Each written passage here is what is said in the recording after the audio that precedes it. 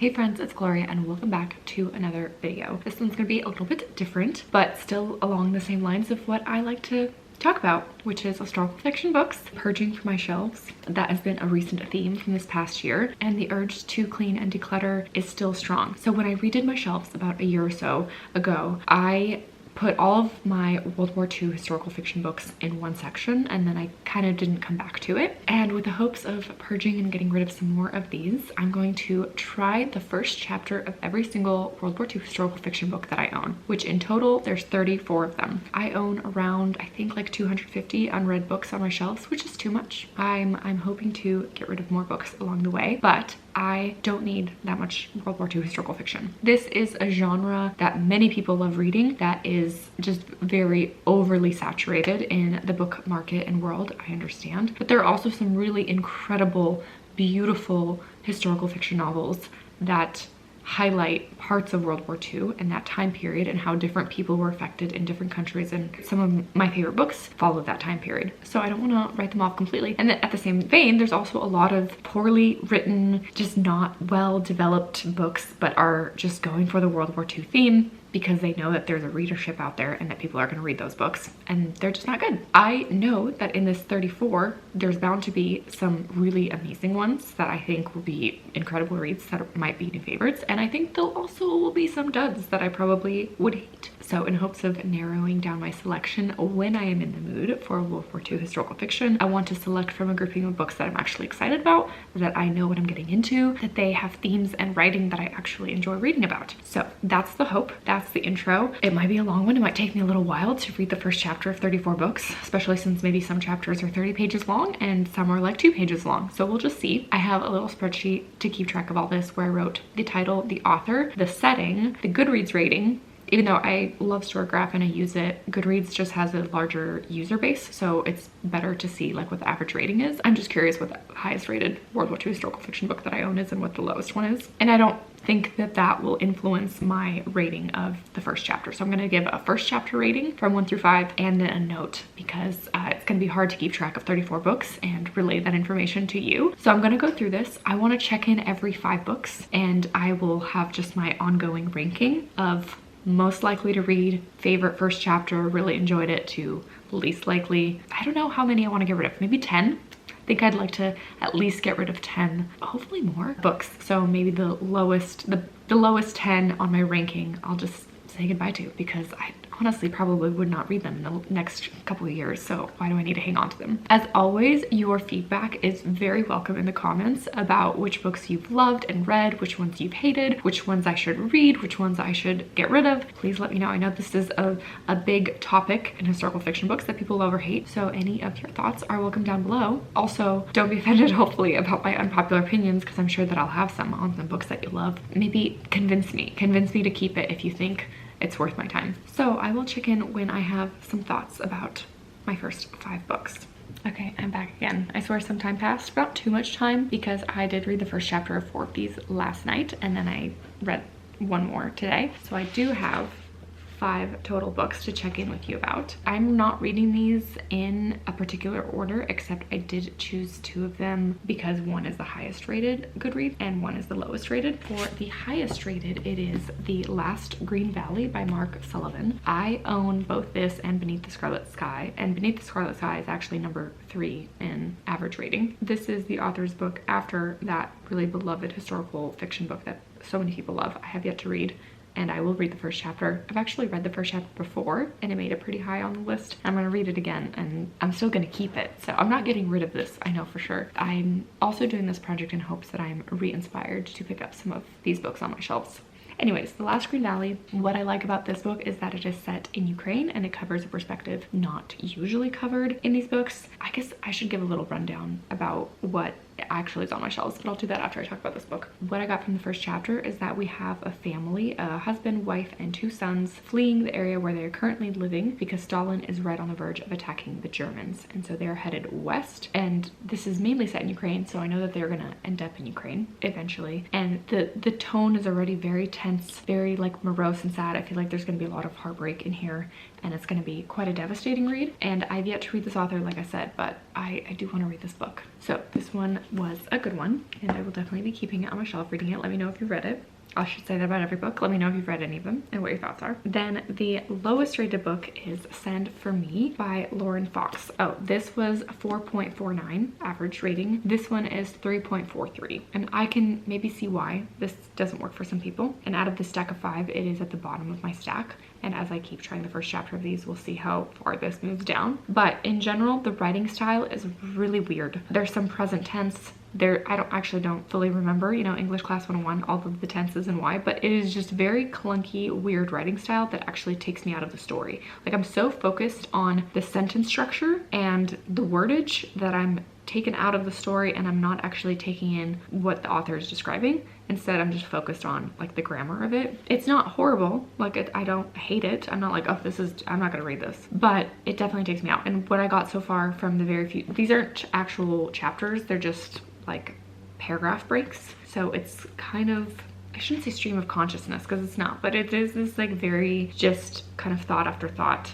writing. I read the first, 10 pages. It is a mother and daughter that have a tough relationship. The mother works all day endlessly in the bakery. She's very hardworking, and she has a spoiled, thoughtless 15-year-old daughter. So that's what I got so far, and then later on we'll get the daughter's perspective as she's older. Then I picked up the second highest average rated book, which is 4.44 stars, Prisoner B3087 by Alan Gratz. I do have 2 middle grades that I own that are set during World War II that I included because they are World War II fiction, so I wanted to include them in this bunch. And it makes sense that middle grade is highly rated. This is a tiny little book. I read the first, the chapters are very short. I read the first few pages, and we get a perspective from a Jewish boy who's 10 years old. He is having dinner with his family in Warsaw, Poland, and the Germans invade. And that's what we get from the first chapter. And based on this and the back, he's gonna go to several concentration camp and live through some atrocities from 10 years old to 16 years old. So that's gonna be his story. With middle grade, I would say the writing wasn't like profound or amazing. It's very simple. I think it'll be good. It could be interesting. I'm curious, how this compares to like Boy in Striped Pajamas, for example. I feel like that one is so highly rated and acclaimed. And I've yet to read from Alan Gratz, but I've heard wonderful things. So I put that in the middle. Then I picked up an author that I'm nervous to try again because I really did not like the book I read from her. The Forest of Vanishing Stars was not a favorite, but I'm talking about Kristen Harmel, who's written quite a few books that are very beloved and also hated. Like, the extremes are so intense. I've seen people give this 5 stars and absolutely love it, and then I've seen people give it like 2 stars and hate it. So with my history with the author, I'm a little nervous about it. And after reading the first chapter, this definitely has some themes that are not my favorite. They're very classic tropes in World War II historical fiction. I'm kind of over them. Specifically, a woman in her 80s lived her long life, never told her family about her past and her history during the war. Her husband has died. Her children don't know her true story. She stumbles upon a photograph that brings back vivid memories of her experience during the war, and now she's gonna hop on a plane to Berlin to uncover the truth. And maybe she'll take her son along the way, and he's gonna learn about her life through her stories and memories. I just don't love the trope of like a grandmother who has a bunch of secrets and never told her kids about it, and now she's gonna share. It's been done before, and I always roll my eyes a little bit. Sometimes it's done okay, like it's done interestingly. I enjoyed Before We Were Yours, which was not World War II fiction, but it did have that grandmother secret theme. I don't know if I'm gonna like this one or really care all that much, but it is very bookish and lots of themes around books and the Nazis burning books and taking away art and stuff. So there is that theme throughout the book, which is maybe why so many readers love it, because it's a book about books. But I don't know if I'm gonna love it. I don't know if it's as low as the last one because it had like better writing-ish, but I don't know. That one's my first like maybe get rid of. It's also dual timeline. I hate dual timeline. If it's done really well, which I've yet to come across it done really well, but dual timeline is not my favorite. And lastly, I should say this has 4.43 average rating, so a very, very high average rating. More people love it than not. And then lastly, the 5th book out of this bunch, and the one that made it to the top. It's also on my winter TBR. Really excited to read it. It is The Bronze Horseman by Paulina Simons. So this is a trilogy, primarily a love story, and it is set right as war begins in Leningrad, and it is going to follow the siege of Leningrad, which is when Germans surrounded the city, now known as St. Petersburg, and there was starvation and survival. It was just a terrible time for the Russian people who were living in that city. And this was quite a long first chapter. I believe it was like 20 or so pages. And so I feel like I got a good sense of the characters right off the bat. We mainly follow the main character, Tatiana, and her family. She is 17 years old as this book begins, and she has an older sister and a twin brother, mom and dad and grandparents all living in an apartment together, and the war breaks out. And I just loved the Russianness of this. For those of you who don't know, I am half Russian, half Ukrainian. I have that heritage. My parents immigrated here in 1989 and I speak Russian, and I just haven't read a book about Russia or set in Russia in a very long time, and so I'm definitely craving it. I think that's why this came so highly on the list. It's definitely not like my favorite writing. It's not a beautifully written book, but I'm so here for the characters and the Russianness of it all. Like the nicknames, the way they talk to each other, the little Russianness in the language that is being used, I absolutely loved. The author's family did grow up in Russia, lived through the Russian Revolution and the Second World War and all of it, and then ended up in New York City. So she does have that history. I think she's writing from stories and experience, and I feel like I can tell that in her writing and the way that she's bringing all the Russianness to life. Because my least favorite thing is when a book is set in Russia and is supposed to be Russian and there's zero Russianness in it, like A Gentleman in Moscow. I really did not like that book. This could be set in London, in South America, in America, for all it mattered. Like there was nothing Russian about it, and this has the Russianness that I'm craving. So it's definitely at the top of the bunch and the most I'm in the mood to read and pick up next. And I don't know if that's just recency bias, because I mostly certainly hauled this. It's been on my TBR for ages in terms of my wanting to read it and get my hands on it, and it's on my winter TBR, so the likelihood of this getting read is pretty high. And this has a 4.29 average rating. So that is the first 5 in enjoyment. Maybe actually, I think the Book of Lost Names is down here. I think it's like that. I mean, I still have 29 books to go, so that order will definitely change. But really briefly, before I forget, some stats about where these books are set. 8 of my titles are dual timeline, and after doing the first chapter of all these, I'm very curious if the dual timeline ones will be towards the bottom of the list, because that is generally not my favorite. Then the most popular location is France. 6 of the books are set in France, and England and Germany tie for second place with 5 books each. 4 books set in Poland, 3 books set in Russia, 2 books set in USA, and then the rest are all just one. I have an Austria, I have a Japan, a Lithuania, a Netherlands, a Spain, a Sweden, and a Ukraine. Without reading the first chapter, I'm in general more interested in the titles that have the locations that I just am unfamiliar with, that perspective as much. Like I've already read so many books that are set in France during the war, and Germany and the UK, and so I understand why I have the most of those, because that just makes sense. They're more likely to be set in those places, but I'm intrigued about the other ones a little bit more. So we'll see how all of this wraps up at the end when all the chapters are read. I was able to finish 5 more. I specifically chose these 5 for shortest chapter because I was on a time crunch before my son's nap is over. He should be waking up any minute now, so I might not even finish my update, but I just chose really short, like 1 to 4 page chapters. So let me start with the shortest chapter. I can't imagine that one will be shorter.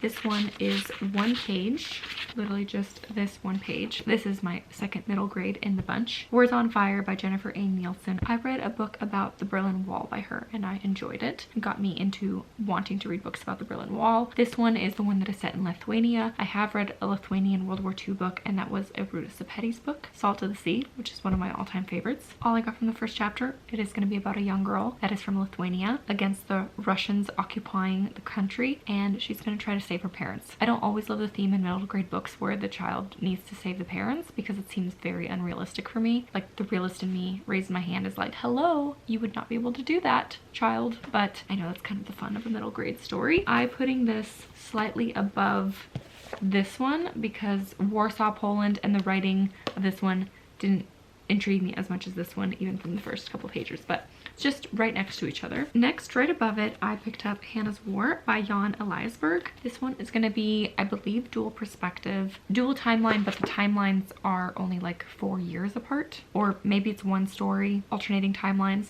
like the beginning of the story and the end of the story. The first chapter started with maybe closer to the end of the story about a woman scientist that is getting handcuffed and taken to prison for something that she did. I believe spilling some secrets to the Nazis is what I think is from the blurb, and the police officer who is arresting her is her lover. And from what I got from the back and what this vibe is going to be is a betrayal, espionage, spy thriller during the war that is surrounding a female main character and science in some capacity. I actually enjoyed this, although the writing style was kind of similar to Send for Me, this one. So it has a little bit of like a choppiness that took me out of the story a little bit, but I was still intrigued enough by like what's gonna happen to her, what did she do, those kind of questions. So I'm intrigued. Next in enjoyment is Hotel on the Corner of Bitter and Sweet by Jamie Ford. This is actually a book that I already read the first chapter of. I liked the chapter the first time I read it, and I liked the chapter the second time I've read it again. I really like this author's writing. I'm pulled in. I get a sense of atmosphere. We start with an older man who's in his 50s who lost his wife. He's reeling with the grief of losing his wife and kind of being alone in the world, and he is taken back in his memories in time to the war years because there is a hotel that is uncovered some Japanese like suitcases from, I'm assuming, people that were taken to Japanese internment camps. I think this is going to be a love story. I'm assuming this Chinese man who's in his 50s had a romance with a Japanese woman that maybe died during the war. So this will be like a long lost romance story, maybe, perhaps, but it's super short, but I've heard wonderful things about this book, so it's about time that I read it. Next, I picked up The Secret Book of Flora Lee. This was one of my newer finds, and I didn't really have an interest in reading this book per se when it was being talked about, but I really liked the first chapter glimpse only because it is a story, I think, of sisterhood, and that just sounds a little bit more appealing to me than like this one sounds a little bit depressing to me. Even though the writing was good, I'm more intrigued about the sisterhood story. This is a very short first chapter, and all we get is there is a 6-year-old girl that is playing imagination, and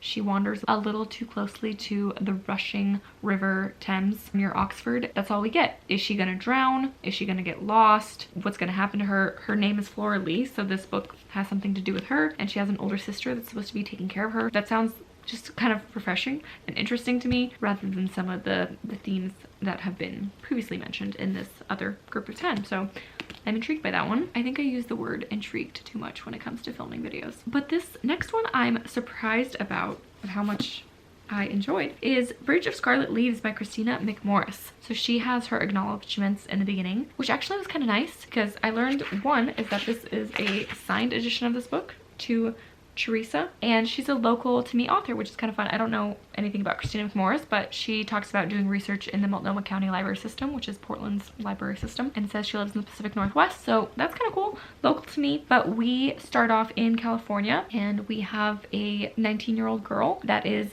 dating her brother's best friend, and the best friend is Japanese. So American girl, Japanese guy, and they're secretly dating behind her brother's back, and there's some hint of their parents either having died or are gone, and so the brother's kind of taking care of his sister. Brother's in college, just like kind of the tension of her brother is not supposed to know about her dating his best friend. I don't know, I'm kind of here for that too, because I'm like, hello, cute romance, but I know everything's gonna fall apart because these are all World War II books. I'm assuming this is gonna get into the Japanese internment side of things, as well as the person that she's dating is probably gonna be taken away. I don't know if they're gonna like get together and get married and she's gonna go with him, or what is gonna happen, or they're just gonna not be together, but I really liked it. I don't know, I'm intrigued by their romance and the relationship, and just also what's gonna unfold. So here for that. So the final ranking, I shouldn't say final, the ranking of these 10 so far is this. So I have 24 more books to go, and oh man, I wish there wasn't so many, but I already have a lot that I'm really excited about. Yeah, like I said, 24 more to go. I don't know if I'll get to any more today, especially since Finn's gonna,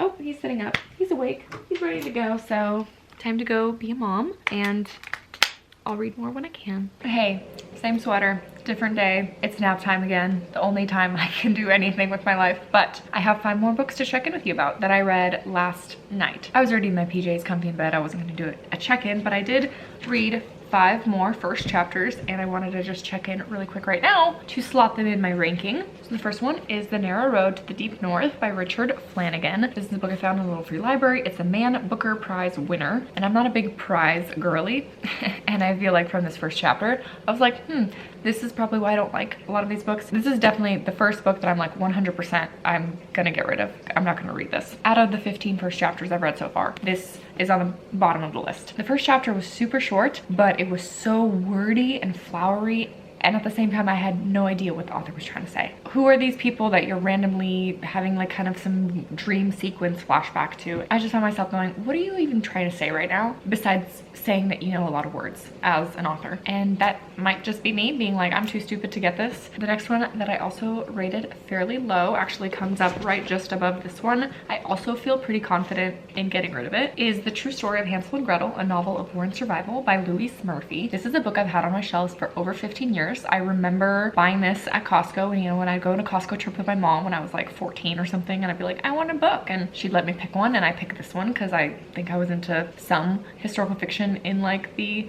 middle school days, and I've kept it around because it's short, and I thought, you know, it's probably really good. It has a lower end average rating, 4.03. I guess I should say this one was also average rating 4.03. And I was wrong. The middle grade was not the shortest first chapter. This, in fact, was the shortest first chapter. It's less of a chapter and more of just like little vignettes, but it was just a sentence or a couple sentences. So I actually read that one and the next one. There is a father and his second wife fleeing from the Nazis. They already were in the Jewish ghetto. He has two kids that he needs to drop off into the middle of the forest in the woods because the Nazis are chasing them on their motorcycle that they're on. So this brother and sister are just left straight into the woods. The reason why I didn't love it was the writing style was choppy and a little strange, but also in general, I do not love reading from a child's perspective in an adult fiction novel. If it's middle grade, that's one thing. I do enjoy middle grade now and again. But when it's supposed to be an adult novel from like a 10 and 6-year-old's perspective, I tend to really not like those stories. There's just something very grating about it. Like, it's such a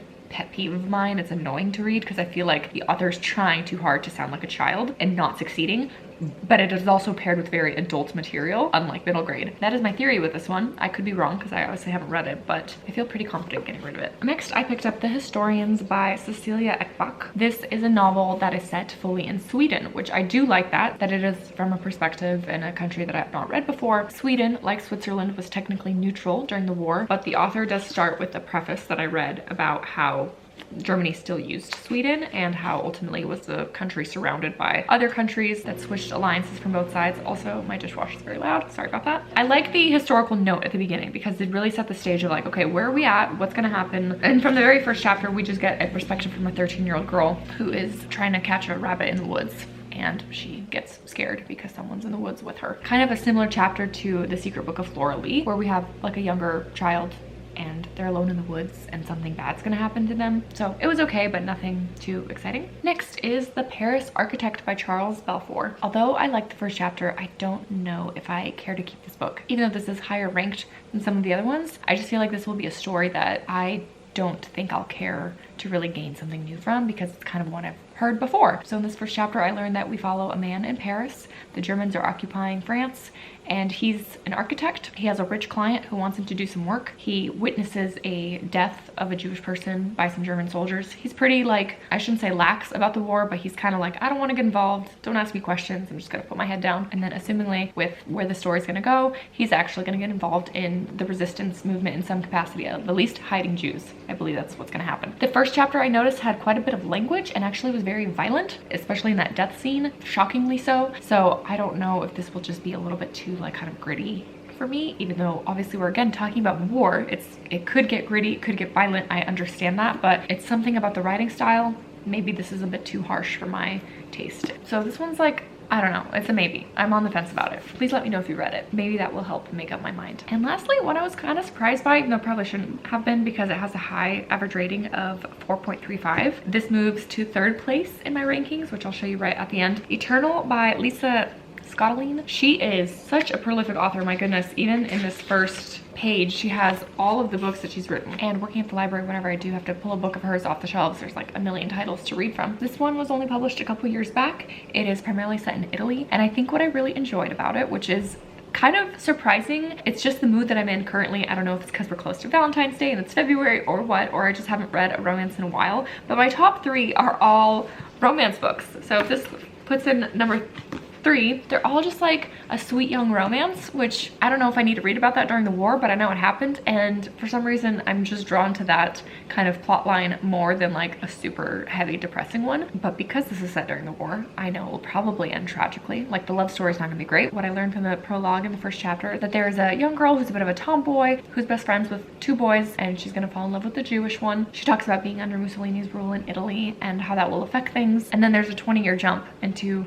her telling her son who his real father is. So there's definitely gonna be a main romance plot to the whole story, but obviously some tragedy along the way since the father doesn't seem to be in the picture, but who knows where this will go. But I really liked it. I'm definitely not gonna be able to hold up this stack anymore. 15 I think is the last bunch that I can hold, but this is officially the 15 books that I've read the first chapter of, the ranking. I would say that I would happily pick up these 3 for sure, like right now. And then for sure, I feel pretty good about getting rid of both of these so far, but I'll save my thoughts at the end once I keep chugging along with these first chapters. So it's been a little while. I'm here to check in about my next batch of 5 books for this project. I think it's been a little over a week, maybe more. This is a little bit of a different angle. You're on my couch. I have my glowing light of books behind me and our ugly playpen. I'm gonna be honest, I got sidetracked by becoming obsessed with a few books that I'll talk about in my February wrap up, and I also got a little bit over it. Like after reading 15 first chapters about World War II that are quite similar, even though I was excited about a few of them, I just like I hit a wall and I was kind of like, oh, I don't even want to read about this right now. So I didn't want to forge ahead just to force myself to and not enjoy my time doing this, because this is for fun. Anyways, my next batch of 5 books. I will talk about one I will for sure be getting rid of, and that is A Country Road, a Tree by Jo Baker. All I know is that she wrote Longbourn, which is a Jane Austen retelling. Anyone in the comments below, if you read Longbourn, was it good as a Jane Austen retelling? Because I'm interested in that one. I tried another book of hers and I DNF'd it because it was too weird. This one, I couldn't even get through the first chapter. I hadn't really an idea of what was going on. It was like about a little bit of a boy in a tree kind of hiding from his mom. It just wasn't working for me, and it didn't really have anything to do with the war. We were just establishing this young child character, the relationship that he has with his mom perhaps, but I just wasn't vibing it. I mean, eventually this is going to get to Paris at some point, but I just wasn't feeling the writing, so I'm gonna say goodbye to this one. The bottom of the stack. Then I actually forgot about this book, but because I technically do own it and it's a newer release, I added it to this project, and that is The Sunflower House. I listened to the first chapter of the audiobook, which actually I think is going to be helpful for me to complete this project, because I was reading all of these chapters physically and I was just getting lost in the World War II-ness of it, and so I want to be able to refresh myself with an audiobook first chapter listening, so I'm going to continue on in that way. But anyways, I listened to the first chapter and it wasn't bad. This is my next kind of lowest in this group of 5, but it's going to sit somewhere at the bottom of the stack for me. It has that same trope that I mentioned that the Book of Lost Names does. We have an 87-year-old woman who falls ill and her daughter is taking care of her, and while she goes to her home, she uncovers this box of memories, and it's going to be mainly set in Germany. I think it's dual timeline, so it's going to go back and forth, but Germany, and the person who's now a grandmother, she's going to be a young woman who's a nurse in the German Lebensborn program, where the Nazis were trying to move forward the Aryan race by having these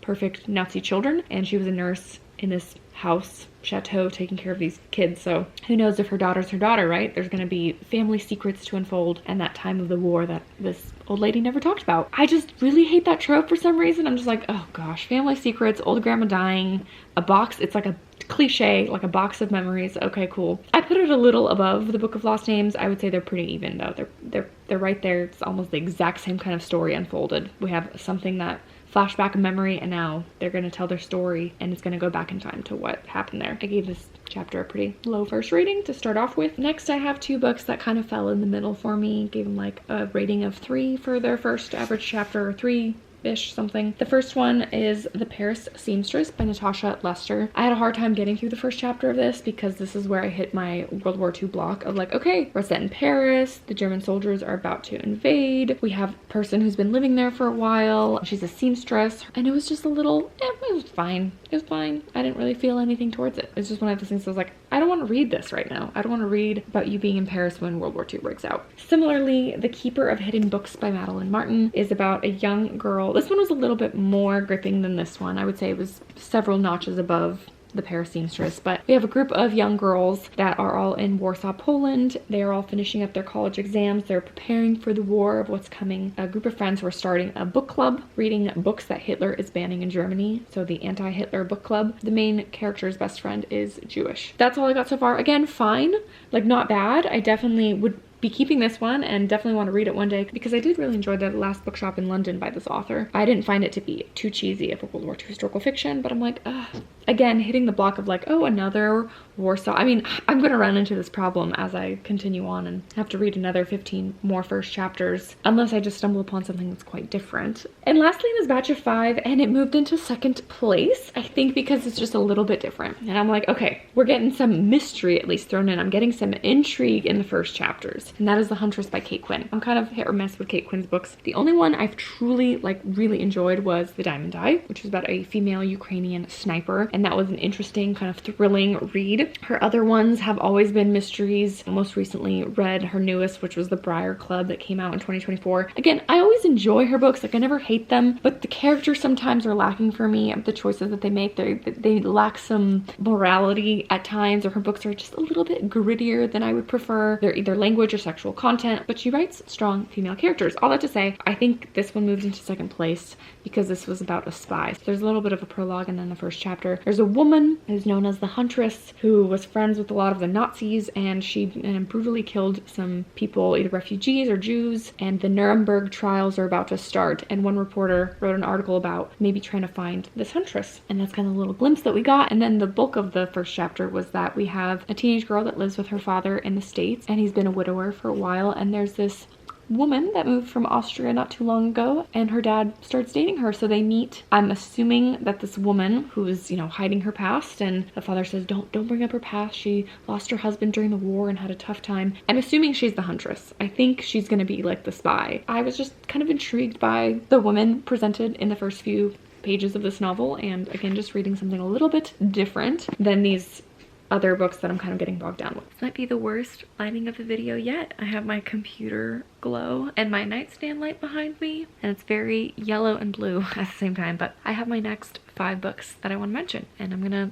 do that now, even though it's almost bedtime and I have no natural lighting, but that's okay. So I'm gonna talk about these 5 books, and I'm happy to report that the audiobooks has helped a ton. Listening to the first chapter of the audiobook has definitely helped me to continue this project and actually be more invested in what I'm trying to read and honestly rank it than just getting like lost in another World War II story. So that's good, and I will take advantage of that to get through the rest of these books as much as I can. Several of them I don't have available audiobooks for, so I'll be reading the first chapter. But I am going to talk about, yeah, least favorite to favorite is what I've been doing out of the group of 5. Sisters of the Resistance by Christine Wells. Really random selection. I have no idea how this got on my radar. I think I just bought it for 50 cents somewhere. This is really at the bottom of the pile. I would happily get rid of this. So I just really didn't find myself caring about this main character that we're introduced to. We have a young woman who's a model of sorts, and it is right after the war ended, and she is called back to Paris to testify for someone who is accused of committing war crimes. And she's just talking about all this guilt that she feels from her time in the war. I'm assuming she was a collaborator, like she worked with the Germans or helped the Germans in some capacity, and so that's why she's feeling guilty. And what I've noticed is that the books that are particularly set in France, Paris, I'm giving more of the lower rating out of all of the settings. For some reason, when it's in France, I'm immediately like not interested. I don't care about the French resistance. I don't care about Paris being occupied by Germans. Like, that is the least interesting setting, and I'm wondering why. Like, I visited Paris. I didn't love Paris. Unpopular opinion. Out of all the places that, I mean, there's still amazing things about Paris, but I didn't love it. Not that that has anything to do with this, but I think truly it is because the last book that I read about the French side of the war was Codename Helene by Ariel Lawhon, and I really didn't like that book. And so I think I'm just getting like, ugh, I just don't want to repeat that experience again. I don't want to learn about the French resistance, so I'm not interested. Then we have another trope of uncovering a box of secrets and learning about the past. So we start in 2017 was the first chapter, and we have a woman who is an antiques dealer. She gets called to a home that someone died, and she discovers a diary of diary entries from the wartime. She decides that, oh, this is the incentive that I have to actually go talk to my grandmother about her time during the war. We're gonna get the classic granddaughter and grandma having a good old chat about the past. This is now the 3rd book with that trope, and this one is my favorite out of the 3 still a low rating. Like, I'm not fully interested in reading this at all. The only reason why this one was better than The Sunflower House and The Book of Lost Names is because I actually like the antique part of it, like the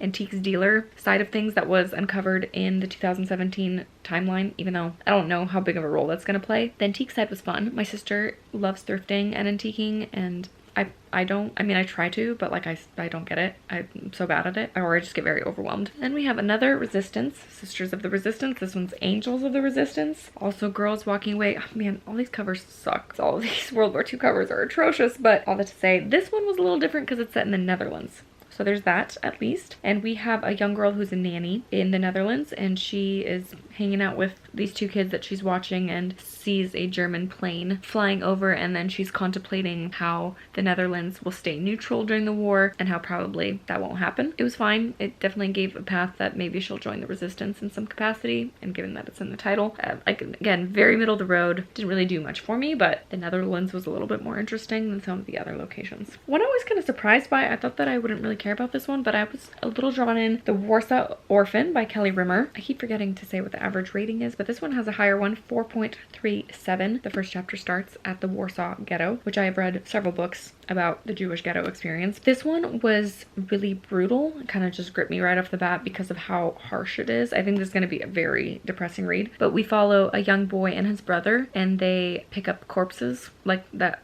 are found dead overnight, and it was just very vivid, descriptive about a 3-year-old starving child, and as a mom who's still sensitive about that kind of stuff, that was really hard to read. It definitely feels like it's going to be a story of survival through the war, which I know a lot of these are, but this one is just very intense, but was well written at the same time. This one kind of moved higher up the list. The highest out of this bunch of 5 was The German Wife by Kelly Rimmer. I didn't realize I put both Kelly Rimmers in one, but that makes sense. So I'm liking her books. I didn't even mean to do that on purpose, but here I am. I put them right above each other, right next to each other actually. So this one is a dual timeline, which isn't my favorite, but both timelines are historical, and I was intrigued by the first chapter because it was a little bit of a different perspective than I've read. So we are following a wife who's married to a German man, and it is the 1950s, and she just moved to Alabama with her kids, and she will be reuniting with her husband after not seeing him for 5 or 6 years. And so it's going to be that German refugee experience, which I've not read from before, and how Germans were perceived after World War II. I'm assuming quite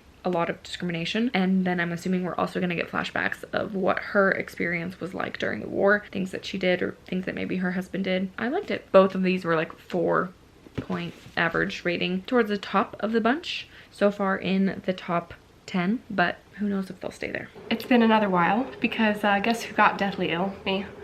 Not deathly, I mean, it's not that serious, but oh, it was bad. And I mean, I still sound bad. I swear, I've been sick from the beginning of December until now, which is the beginning of March. I mean, I think that's just what being a new parent or parent with a toddler is.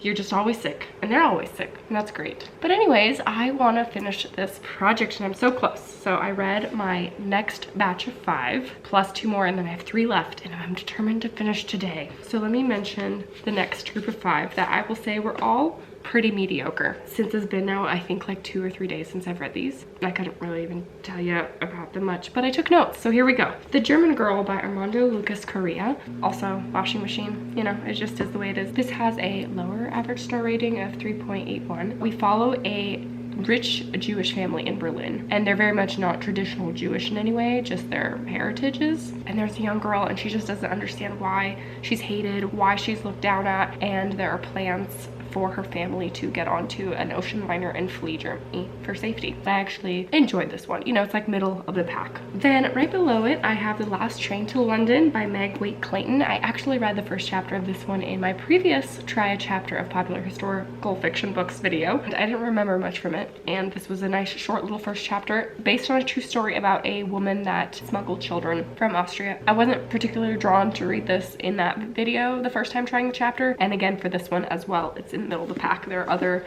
stronger first chapters, and then these 3 are all towards the bottom. They all just were meh for me. Definitely all 3 I could be happily to get rid of. For Those Who Are Lost by Julia Bryan Thomas. There is a woman with an abusive husband who lives on the island of Guernsey in the UK, and she's going to take her sister's place. Her sister is a teacher and doesn't want to leave, so she's going to take her sister's place to evacuate the island and take care of some school children. So kind of the similar style of children being evacuated into the countryside to be saved from war, and she's running away from her troubled past. It was just fine. It was fine. Those Who Save Us by Jenna Bloom. An Aryan woman living in Germany is romantically interested in a Jewish doctor. That's what we got. And then there was a prologue about this woman now being in her 80s, and she has a daughter, and no one likes them in the small town they live in Minnesota. It just was like, oh, dual timeline, uncovering the past. Am I gonna care? The only reason this was like, oh, a little bit intriguing is there's, you know, some romance hints based on this, you know, star-crossed lovers situation in Germany at the time, but it was fine. It was fine. And one I'm the most disappointed with, and actually so surprised by, that I did not like the first chapter of at all, is Until Leaves Fall in Paris by Sarah Sundin. This is a Christian fiction. I mean, maybe I shouldn't be surprised. I don't want to hate on the whole genre. I don't read too much of it, but I found this terribly written and so cheesy. And I'm so shocked because this has a high average rating of 4.21, and I've seen a lot of people that I know review it on Goodreads and give it a really high rating, like 5 stars. They absolutely loved it, and I thought the first chapter was poorly written, like really bad. We have a young woman who's a ballerina in Paris, and she's American, and Germans are about to occupy Paris, and she decides to just randomly buy this bookstore to help out this American Jewish family. They are evacuating. They're like, we don't know what we're gonna do with this bookstore. We're just gonna like leave it. And she's like, well, I'll just use all of my life savings and I'll buy it for you, and I'm gonna stay in Paris. And they're like, no, you should go too. And she's like, no, I'm gonna stay and run this bookstore because I'm stupid. I don't know. I just thought it was so bad. I don't get it. Maybe it's the Paris stuff too. Like I mentioned, I'm just not into books about Paris. I don't know, but so honestly, I would happily get rid of all of those, and that might be the case if I'm getting rid of 10. That's towards the bottom of the pile. Okay, so officially 5 more left. I plan to finish that out this afternoon and get back to you and hopefully close out this video with the 35. I now calculated fully. I have 35 World War II historical fiction books that I've read the first chapter of, and I'll give you the final ranking and which ones I'm gonna unhaul and get rid of, and which one I really want to read. At the top of the list, I plan to read it in the month of March. Okay, the last bunch of 5 I have. I will start with one that I wasn't first intentionally going to add to this video because I think it's gonna spoil all the Jane Austen books, and I want to read all the Jane Austen books first before I read this book. But I figured it's not going to be all spoiled in the first chapter, so I can get a sense of the vibe of the book because it is primarily a World War II novel, and that is The Jane Austen Society by Natalie Jenner. I actually just mentioned this author in the Historical Fiction 2025 releases video. She's coming out with a new Jane Austen-esque historical fiction this year in the next few months. But this one is quite popular, I think, with the Jane Austen fans. What I gleaned from the first chapter is that there is a young man that lives with his mom in a little quaint little town where Jane Austen's house is, and all of the rest of their family members died during the First World War. So they live in this little town, and then one random day, this beautiful woman is looking for Jane Austen's house, and she stumbles upon this handsome farmer guy. He can't stop thinking about her, and they have a little bit of a conversation and how she loves Jane Austen so much, and he's like, what's so special about her? And she's like, well, you should try reading her books. And so after she leaves, he decides to pick up Pride and Prejudice, and then he starts, you know, gaining insight from reading Jane Austen. I mean, I'm assuming World War II is gonna break out.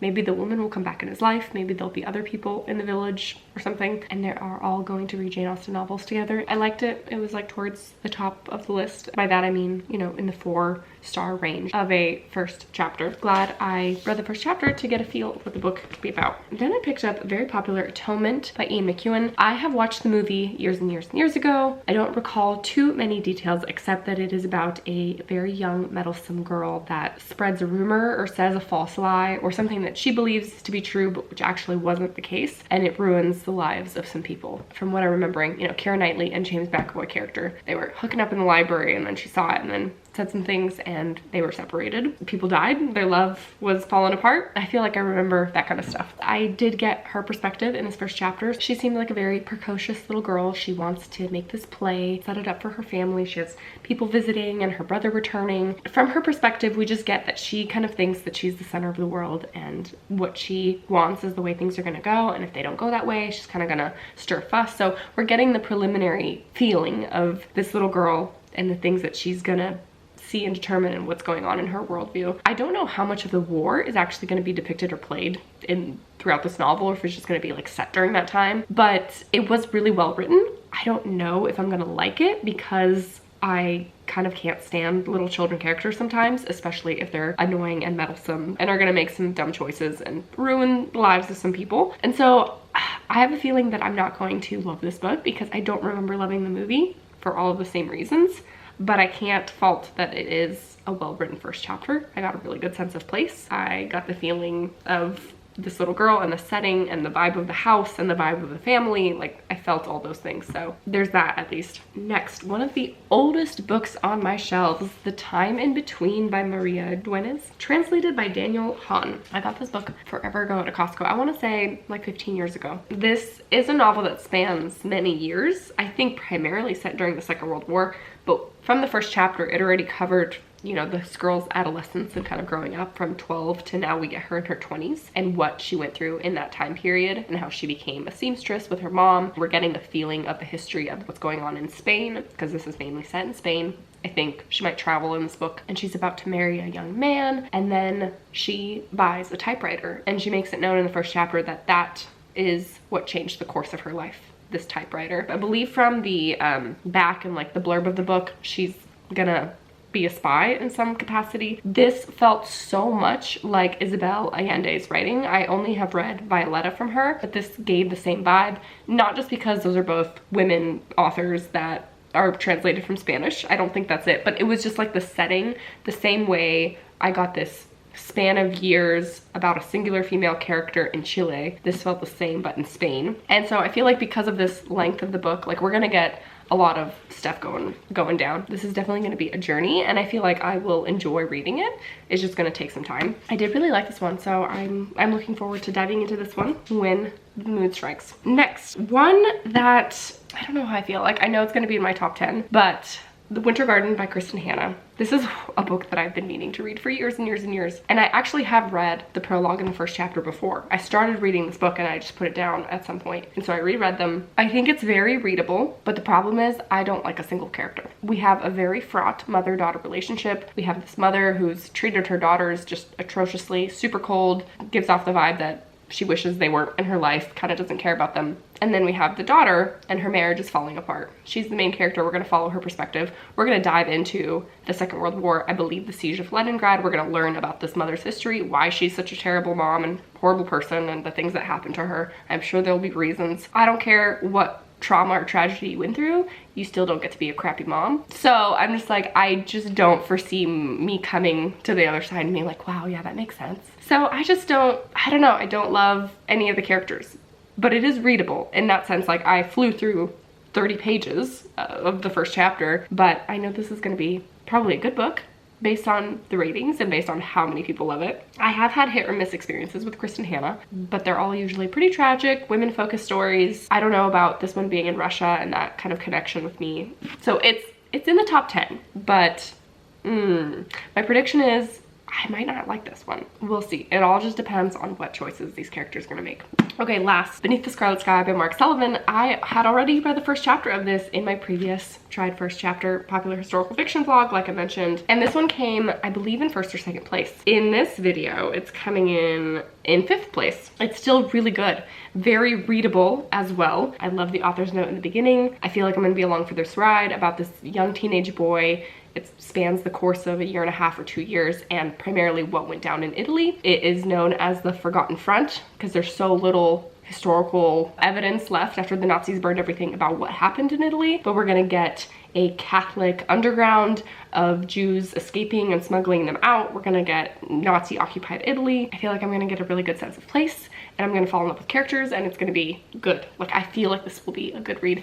And my goodness, it is about time that I read this book because I can't believe everyone loves it, talks about it, who loves historical fiction, and I still haven't read it. So it needs to happen in 2025. We'll just see what month I'll squeeze it in. All right, let me put these books in their places and then we'll talk about the final rankings of these 35 books, what's in my top 10, what's in my bottom 10, and which books are going away. Okay, here we are. Can you hear me? I hope so. Will I lose my voice? Maybe. I'm going to try to speak up since the camera is farther away. I have my top 10. The Bronze Horseman by Polina Simons is #1, and nothing beat this out since reading it. So this will be the first World War II historical fiction book of my bunch that I will read in the month of March.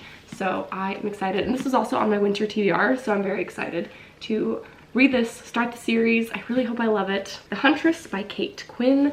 I said that was second place. I really liked it. We have a couple of those romancy type books that came up towards the top. Bridge of Scarlet Leaves and Eternal. Beneath the Scarlet Sky. So those are my top 5. I really hope like all 5 of these will get read by the end of 2025. Then we have Hotel of Corner Bitter and Sweet, The Secret Book of Flora Lee, The Last Green Valley, Winter Garden, and The Time in Between. So 2 Mark Sullivans. I mean, that is such a shame that I haven't read him yet, so that needs to change. Then we have the middle group. I will say, I think like these 3 are pretty solid. These are more, maybe these ones are all in like the 4-star range of a first chapter. These ones are all in the middle zone. I know you probably can't see any of the titles. The middle grades, Hannah's War, Angels of the Resistance, The Last Train to London, German Girl, Keeper of Hidden Books, Warsaw Orphan. Middle of the road, positive, but not anything that I'm like dying to pick up. I would much rather read any of these top 10 before